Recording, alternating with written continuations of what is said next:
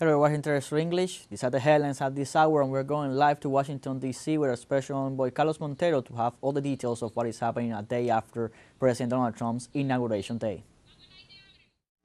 Hi, Luis. Let's start, if you let me, with the reaction about one of the more controversial executive order of Donald Trump. Right now, we are getting the information that 18 states, they are going to sue to stop Trump's birthright citizenship order. That's one of the many executive orders that he signed yesterday, and that's against the constitutions. But 18 states, the prosecutor of those states, they decide they are going to sue that decision of Donald Trump. We knew that was going to happen. Let me tell you what Donald Trump did today. He was in a cathedral with the vice president, and in the next minute, he's going to have a meeting with the two leaders of the Congress. The upper house, lower house, they are in hands of the Republican, and he's going to talk to the majority leader of each chambers, because he's going to need a lot of help from the Congress to do all what he has to do. Let's talk about his cabinet. The first member of his cabinet that has sworn in, it was this morning, Marco Rubio.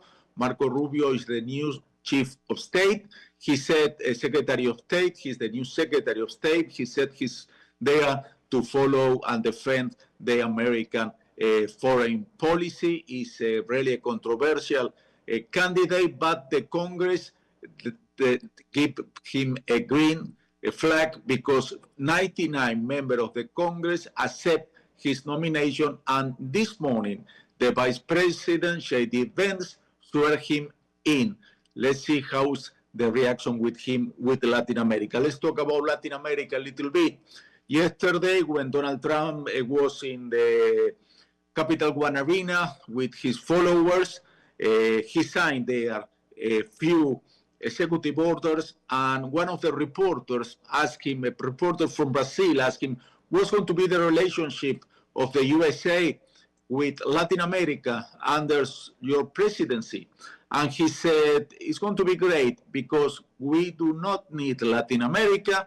Latin America needs us. That's an idea what's going to happen with Latin America. They also asked him about Venezuela. He said Venezuela was 20 years ago. He said he knows Venezuela a lot, that Venezuela was great 20 years ago, and now it's not anymore. I mean, 20 years ago, the president of Venezuela was Hugo Chavez, and then we have all the sanctions, all that situation that contribute a lot to that mess situation that the president is referring. Let's talk also about the polemic things about the massive deportation. People are in alert. They're in alert here in Washington.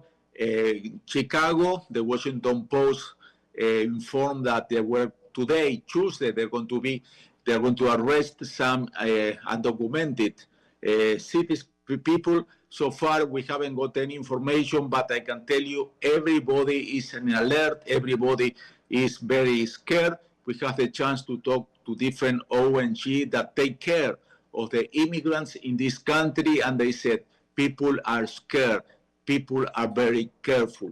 Also, Donald Trump mentioned about the border with Mexico, that the situation really is critical. He's going to send soldiers, militaries to stop people coming into the country. Also, he said he's going to impose taxes. Canada, Mexico, and other foreign countries, Mexico and Canada, they already react, saying that the situation is going to be complicated, but they have the right to do the same thing that the USA is doing. That's the situation right now.